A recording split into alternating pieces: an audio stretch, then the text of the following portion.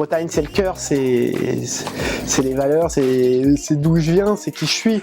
Donc oui, forcément, la Bretagne, j'ai visité 1 milliard de pays, mais je me suis toujours dit que on n'est pas si mal que ça en Bretagne.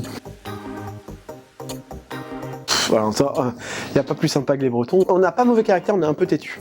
Voilà, juste un peu. On est fiers. Nous, la Bretagne, de toute façon, c'est un pays à part entière. C'est comme la principauté de Monaco, il y a la principauté de Bretagne, et puis il y a le reste du monde, quoi. Imbuvable, soupe au lait, casse-pied, non, je rigole. Non, c'est simple, accessible, sociable, avec du caractère. La idée, c'est avec les petits doigts, tu sais. Tu tombes toujours sur le mec qui est à moitié bourré et compagnie, qui t'éclate le doigt, le petit doigt, tu vois. La galette saucisse, moi je la revisite souvent en snacking au resto, au Moumi. C'est le plat facile, convivial et en général en Bretagne tout le monde l'aime. Et puis c'est le plat du foot, donc avant d'aller voir un match au Stade Rennais, tout le monde se prend une galette saucisse et puis voilà, c'est convivial. J'ai jamais mangé une blanquette de veau comme ma grand-mère maternelle me faisait. Je pense qu'il y avait tout simplement l'amour qui était mis dans ce plat-là. J'adore manger les roses des sables. Vous savez, les cornflakes avec du chocolat. Je m'en fais tout le temps. Je crois que quasiment 200 par semaine j'en fais.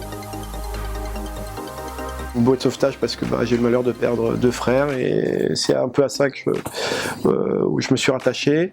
Une découverte parce que j'ai énormément appris sur moi-même. Et un épanouissement, c'est parce que ça me permet de montrer mes valeurs dans mon travail, voilà, de m'impliquer pour essayer de faire entre guillemets un monde un petit peu meilleur à mon échelle. J'ai des passades, c'est-à-dire que je vais mettre au ukulélé pendant 2 ans, j'ai arrêté. J'ai fait de l'accordéon pendant 15 ans, j'ai arrêté. Du jour au lendemain, j'ai plus jamais retouché.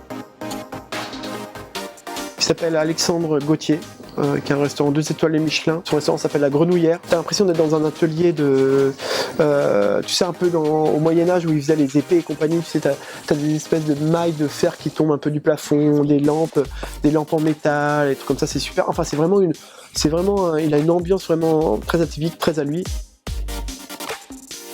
Grégoire Berger, j'aime bien ce qu'il fait. C'est un chef de Dubaï qui a une très belle cuisine, très technique. Un métier d'abord, vu que je me prédestinais à être juriste, et un fruit pour faire un joli guacamole sucré pour un dessert. Hormis les valeurs nutritives, je trouve que c'est un axe de réflexion. On peut en faire 1 milliard de choses avec des algues et toujours de façon saine. On peut en faire du sucré comme un des desserts que je fais. En salé, ça peut être magnifique. Moi, j'en mets à toutes les sauces. Je vais dire un radis. C'est super original ça. Je suis quelqu'un d'assez coloré, je pense. En même temps poivré, côté piquant du radis qui me représente bien, je pense. Simple, parce qu'un radis, il n'y a pas besoin de le cuisiner de 1001 façons. T'as oublié de me demander combien de kilos j'avais pris pendant le confinement. Beaucoup trop. Il va falloir que je travaille mon summer body, mais je pense que là c'est un peu mort du coup.